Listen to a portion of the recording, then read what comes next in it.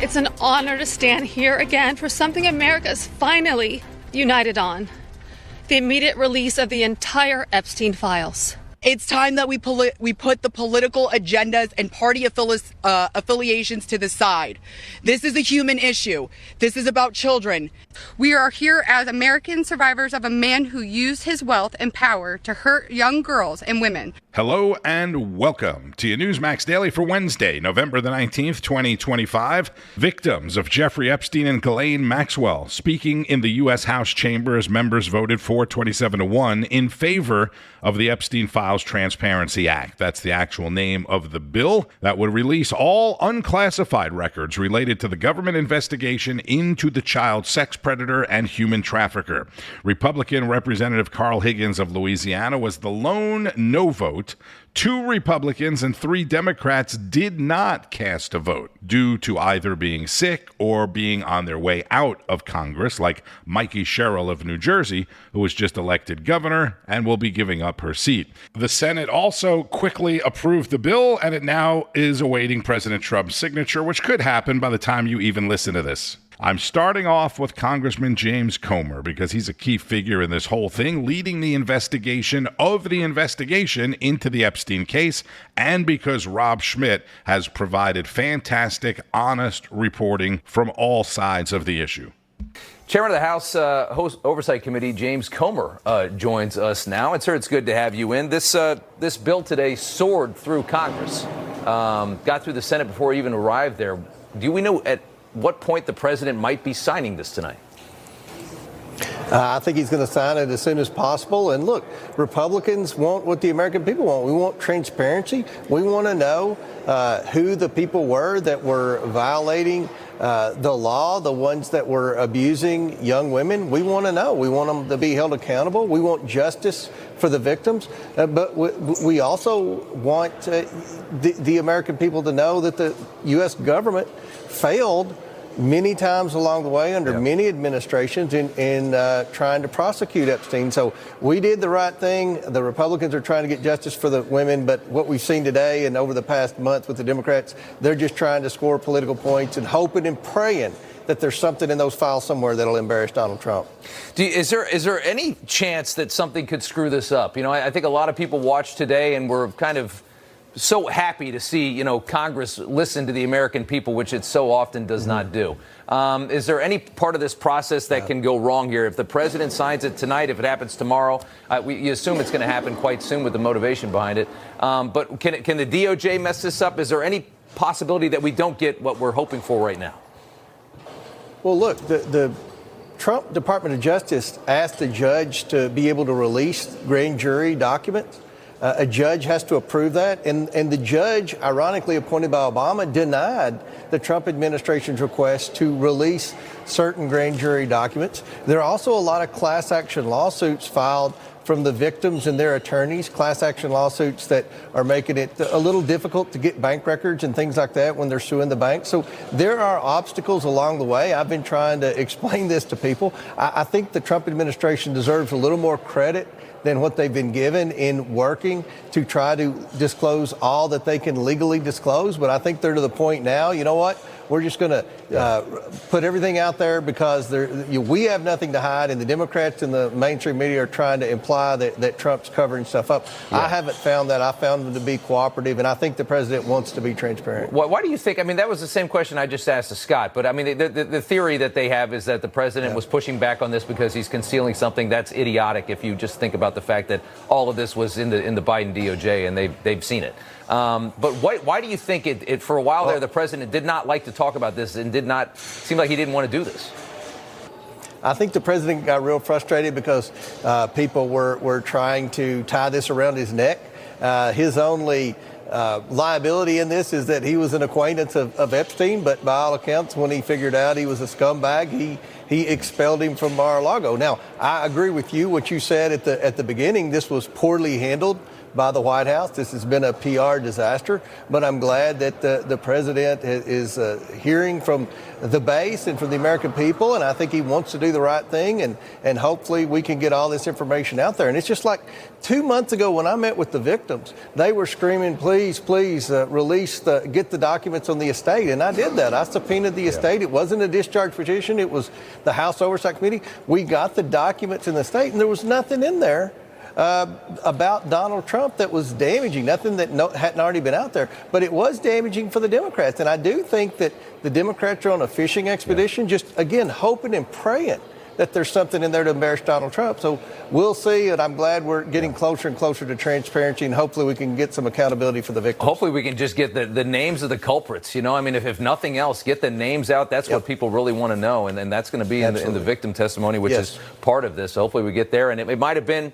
bad PR for the White House initially, but the president came around, and the one thing that you love about Trump is that they don't focus group every decision that they make. You know, that's not the kind of White House that they run. Right. So, and they came around. Congressman Comer, good to have you on. Thanks so much. Rob Schmitt with Chairman Comer. At least get the names of the culprits out there. That is what the people want to know most. And as Congressman Comer said, the Democrats and the haters are hoping and praying that there is something, anything about Donald Trump in there. For more on the president and the Republicans, Rob Schmitt also had a great segment with CNN political commentator Scott Jennings.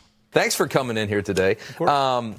We're going to get to the book in a second, but do you really think at the end of this, as we talk about Epstein, these files, do you think that we're going to see the full release that everybody is thirsting for, or is something else going to stop this from happening? Right now, it's on a good track. Well, it feels like we're going to get as much transparency as we could get.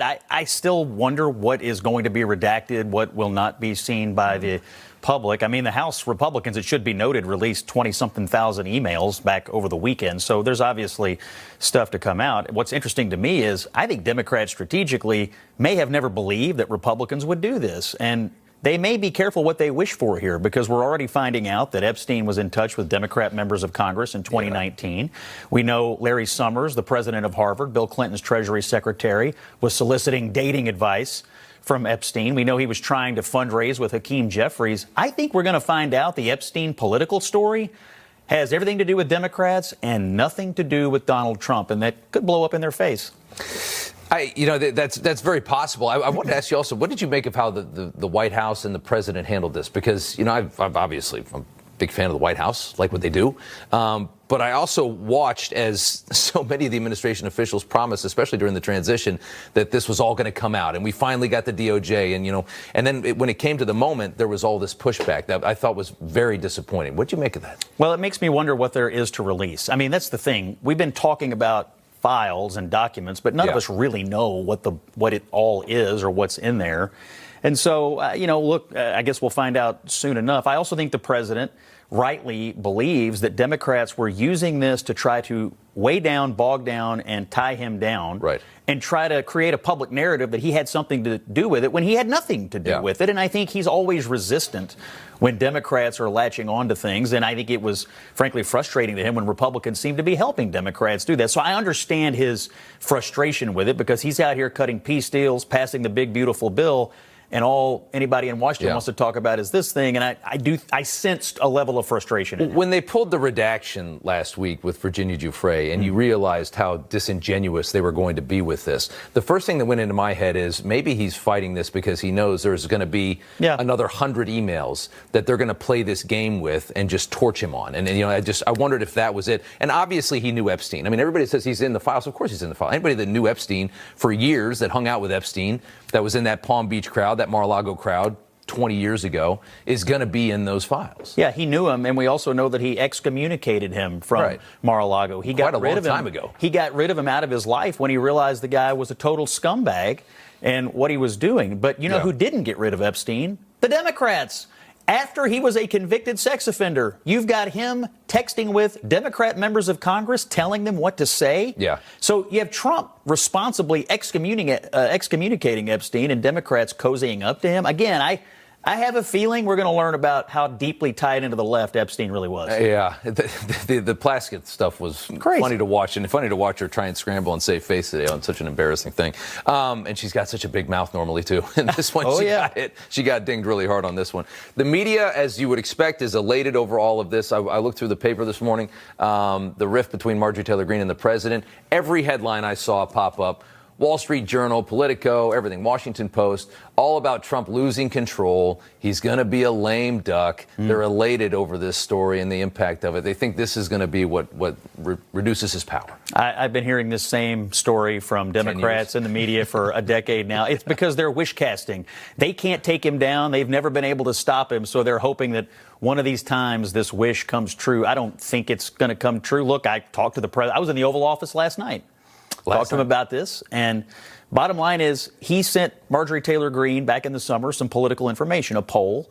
He was trying to do her a favor and let her know that it would be very difficult for her to win statewide in Georgia. And since that moment, she's been a political enemy of the president, and I think he finally got frustrated with it. Yeah, that clearly pissed her off. But it's funny because I think she has delusions of grandeur if you think she can win statewide in the state of Georgia. I just don't think she's got that. I don't think she's got that punch, in that state. And I think the president showed her that. But it was also interesting today that she made it seem like she had been so loyal to him. And I'm thinking she might have won her first election without his endorsement, but she grabbed on to that energy and what he has and latched onto that for political survival for years. He is the leader of the Republican Party. He is the leader of the MAGA movement.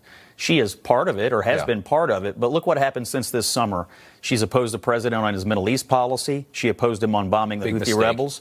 She opposed him on the righteous decision to take away Iran's nuclear capability. She's opposed him on deportations several times. And then she runs to The View, where the cast and the crowd claps like seals for her attacks on Donald Trump. Now, if you don't think this is going to be frustrating to Donald Trump, you haven't been paying attention. And that's not what a loyal member of the Republican or MAGA movement would do. But obviously, she perceived his giving her that political information negatively, when I actually think he was trying to do her a favor and save her from a humiliation. Yeah, exactly. That's exactly right. CNN political commentator and now author Scott Jennings on Rob Schmitt tonight. Scott has a new book. I'll throw that out there. Help a brother out. It is about the president, no surprise, called Revolution of Common Sense. And that segment is about all of the Marjorie Taylor Greene situation that I'm going to get into, at least today. I will say that I hate to see what's happened happen. If you've been listening to the Newsmax Daily for any length of time, you know that I've always really liked Marjorie Taylor Greene. Going on The View, as soon as there were some headwinds, was the first red flag for me.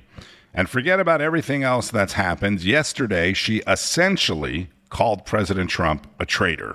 One state away from Georgia, in South Carolina, Congresswoman Nancy Mace, who's running for governor of the Palmetto State and refers to herself as the female Donald Trump, has been pushing for the release of the Epstein files for a long, long time. She spoke with Rob Finnerty. Politico today, Congress is expected to release all the Epstein files, which you did, but Donald Trump worries that will not be enough. Are people going to be satisfied? One White House official said no, because people in this country genuinely believe that the federal government is in possession of a list of pedophiles who work with Jeffrey Epstein, and that's just not true. How big a problem is that if once this is all released, maybe redacted, the public's still not satisfied?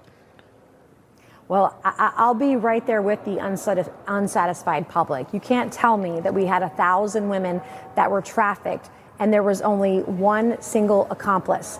There had to be other people involved. I don't care if it were the Clintons.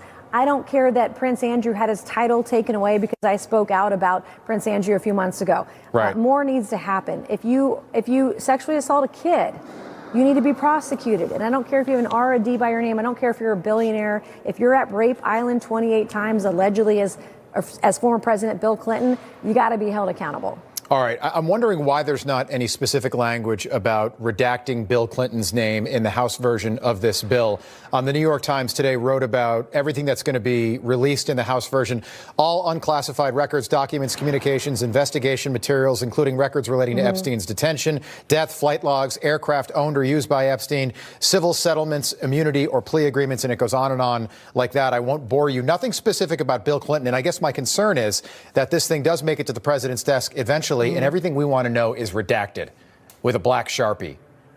Well, there'll be very strong conservative voices that will be pointing it out and be with Newsmax and every other conservative media pundit out there demanding the truth.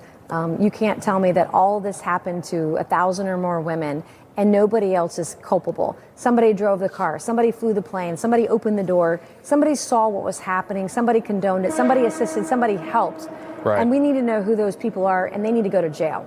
Ditto to everything she just said.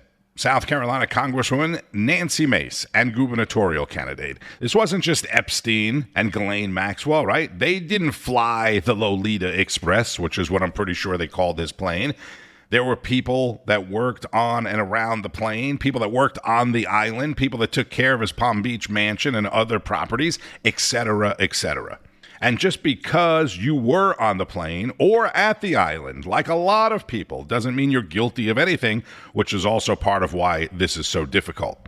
And now that the Epstein vote is over and done with, Alabama Senator Tommy Tuberville wants the lawmakers behind Operation Arctic Frost to be held accountable next. The House of Representatives reportedly seeking to overturn the last-minute Senate Arctic frost provision in the short-term government funding bill as soon as tomorrow.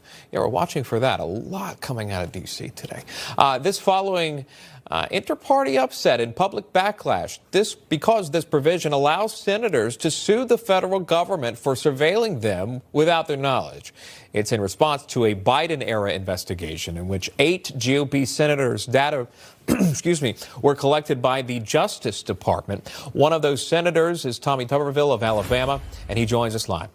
Senator, always great to see you. And there's so much to talk about that's happening right now. Can you talk about this provision? Do you agree with eliminating that provision? How do you see this vote going? I'd love to know your thoughts.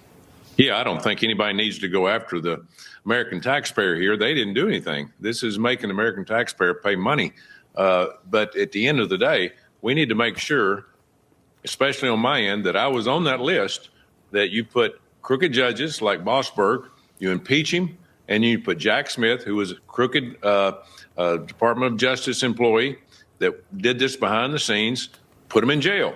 That's what we have to do. We cannot circumvent this. We've got to go after them. We've got to do the right thing for everybody involved and get this nipped in the bud at the end of the day and not let it happen again. Yeah, a lot of money there on the line if that provision does indeed pass. And Republican Congressman Chip Roy slamming that provision as well, saying it was snuck into the government funding bill. Here's the congressman. A potential to have dollars going to United States senators when we've got American citizens, whether it was J6ers, whether it was people from the FACE Act, whether it was others that have also had the full force of the federal government through the Department of Justice targeting and coming down on them. And they're going to see, oh, but you can slide in a provision in here for United States senators? Like, it is beside my comprehension that this got put in the bill. And it's why people have such a low opinion of this town. And when he says town, he means Congress. And that seems to be your sentiment as well. I think when you, being a part of Arctic Frost or your name, this obviously holds a little more weight when I hear that from you. So you have no interest in seeing this provision play out because this would obviously hurt the taxpayer in your mind. No, if you want to go after somebody, you go after the telephone companies that did this to you as a individual, as a United States, not as a senator, as a congressman, but as a private citizen, and taking your information. But there's no reason why we should even put a monetary value on this. Now, if you look at this, you can't retroactive anything anyway, so it would have to be for the future. And I can understand why somebody might want to put this in the bill to say, listen, there should be damages for this. But we don't need to charge the American taxpayer. My God, what are we trying to prove here? What we're trying to prove is put people in jail that break the law. That's what we need to look at. Alabama Senator and gubernatorial candidate Tommy Tuberville. If all of the Republicans that are running for governor in their respective states should win, and they're likely to, there are going to be a whole lot of Republican seats up for grabs in Congress. And let's talk about what happened at the White House yesterday, and then we'll wrap it up with some commentary from Ted Nugent. Signing a historic strategic defense agreement, which we just signed a little while ago. So congratulations. Saudi Arabia also agreed to boost its previously committed $600 billion investment in the U.S. to a cool $1 trillion. Al Jazeera Network reporting that the Crown Prince did later confirm the increase, saying the previously announced $600 billion package will increase to $1 trillion. And you may or may not have heard about the president getting into it yesterday with ABC News. MSNBC, or MS Now, is reporting this as the president verbally attacked Mary Bruce of ABC for no reason at all. The president just went off, according to them. Mr. President, is it appropriate, Mr. President, for your family to be doing business in Saudi Arabia while you're president? Is that a conflict of interest? And Your Royal Highness, the U.S. intelligence concluded that you orchestrated the brutal murder of a journalist. 9/11 families are furious that you are here in the Oval Office. Why should Americans trust you? And the same to you, Mr. President. Now, who are you with? I'm with ABC News, sir. You're with who? ABC News, sir. Fake news. ABC fake news. One of the worst in the business. But I'll answer your question. I have nothing to do with the family business. I have left, and when I've devoted 100% of my energy. What my family does is fine. They do business all over. They've done very little with Saudi Arabia, actually. I'm sure they could do a lot. And anything they've done has been very good. That's what we've done. We've built a tremendous business for a long time. I've been very successful. I decided to leave that success behind and make America very successful. And I've made America more successful by far than it ever was, and that it ever could have been, no matter who was president. There would be nobody bringing in $21 trillion, that I can tell you right now. As far as this gentleman is concerned, he's done a phenomenal job. You're mentioning somebody that was extremely controversial. A lot of people didn't like that gentleman that you're talking about. Whether you like him or didn't like him, things happen. But he knew nothing about it, and we can leave it at that. You don't have to embarrass our guest by asking a question like that. Just yes, Mr. President, you allow me to answer. I feel painful about, families of 9/11 in America. But, we have to focus on reality. Reality based on CIA documents and based on a lot of documents that Osama bin Laden used Saudi people in that event for one main purpose, is to destroy this relation, to destroy the American-Saudi relation. That's the purpose of 9/11. So whoever buying that means they are helping Osama bin Laden's purpose of destroying this relation. He knows, and we have to approve him wrong and to build our relation, to continue developing our relation. It's critical in the safety of the world. It's critical against extremism and terrorism. About the journalists, it's really painful to hear, anyone that been losing his life for, no real purpose or not in a legal way. And it's been painful for us in Saudi Arabia. We've did all the right steps and we've improved our system to be sure that nothing happened like that. And it's painful and it's a huge mistake. And we are doing our best that this doesn't happen again. So that's exactly how the whole thing went down with President Trump and Mary Bruce of ABC News, and interesting comments from the Crown Prince to hear him talk about Osama bin Laden, 9/11, and then also the killing of journalist Jamal Khashoggi. He was the Crown Prince when Khashoggi was murdered, and like it or not, there are a lot of people that are not comfortable with the U.S. cozying up to Saudi Arabia. Obviously, families of 9/11 victims, but I think it goes beyond that. And I'll squeeze in this can't miss segment from Frontline with Carl Higbie. Ted Nugent, musician, outdoorsman, proud American, sir. I love the American culture. And I love you, Carl Higbie. All I can say to you, sir, is ditto, ditto, ditto. And what a great perspective I might bring to the cluster in Dearborn, Michigan, because I was raised hunting river rats and muskrats and coons and possums and skunks and squirrels down on the Dearborn Hills golf course. And all I can say to the mayor of Dearborn is I'm bringing my band down there at 2 a.m. and I'm going to play the opening guitar lick to Wang Dang Sweet Poon Tang and see how he likes that. The bottom line is, Carl, I don't know if I've given it to you in the past, but hereby celebrating 2025 Thanksgiving, you are the swinging T-Rex scrotum daddy of truth, logic, and common sense. Literally everything you say, Carl, I hear every day from the not-so-mean streets of America. I host hunting camps every weekend through the summer and fall, working hard, playing hard Americans, and every truth, logic, and common sense that you just said, that you always say on your show, represents the heart and soul, the deep convictions, Christianity, Constitution, conservative conservation. That is the heartbeat of the greatest quality of life in the history of the world. And there's only one American dream, and that's by the great families who execute dedication to this unique experiment in self-government. And yes, those syllables actually came out of the mouth of the author of Wango Tango, because I am in control of my family and you are part of the majority. But unfortunately, worse than all the horror stories you just articulated is the apathy by the Christian, constitutional, conservative conservationists of America. And until they engage like they did in 2024 in November, hallelujah, that we will still continue this embarrassing time in America. But I believe we are turning the corner. And I give you a lot of credit for that, Carl. Wow. Thank you. I love you, buddy.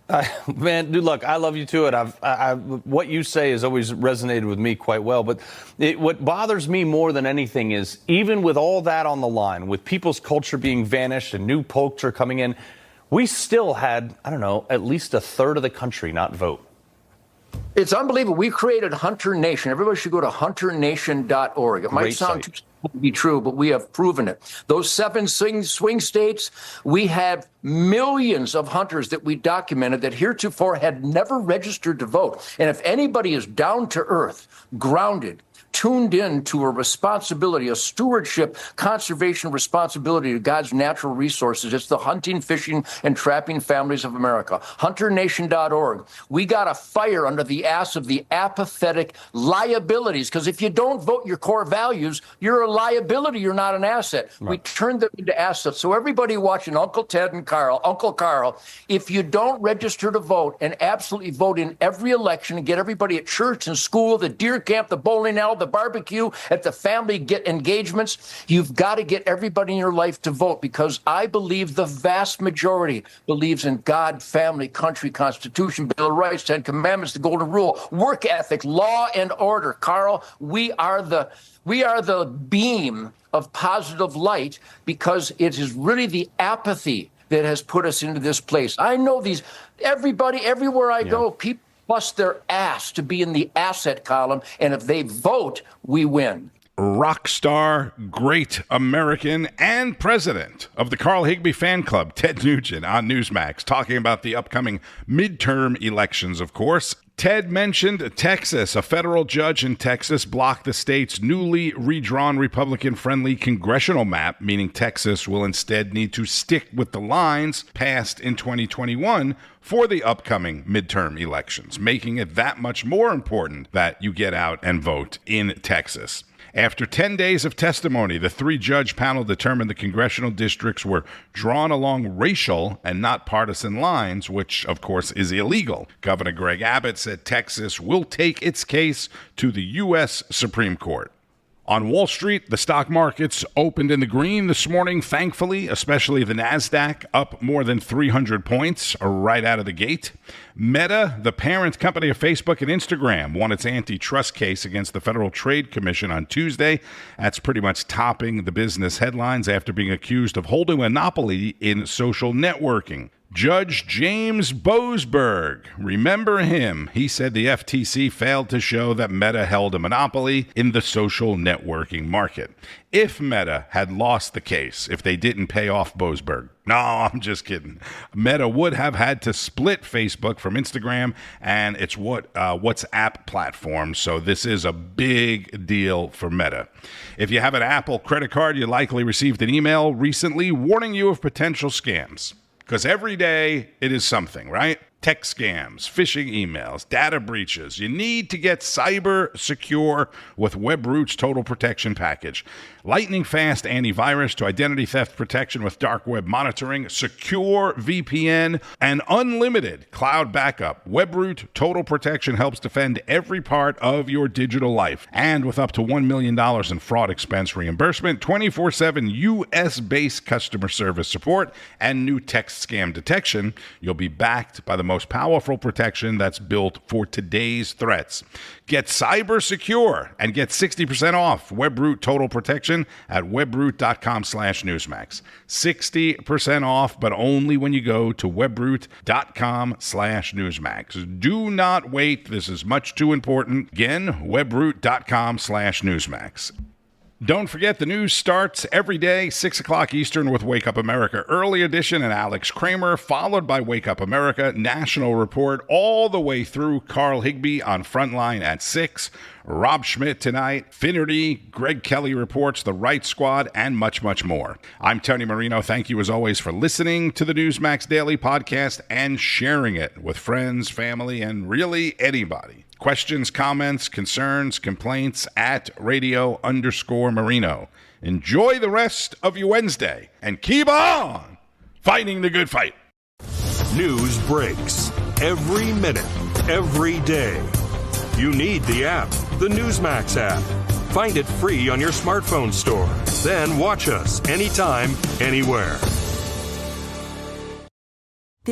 Information. Truth is freedom. Is Newsmax. It's real news for real people.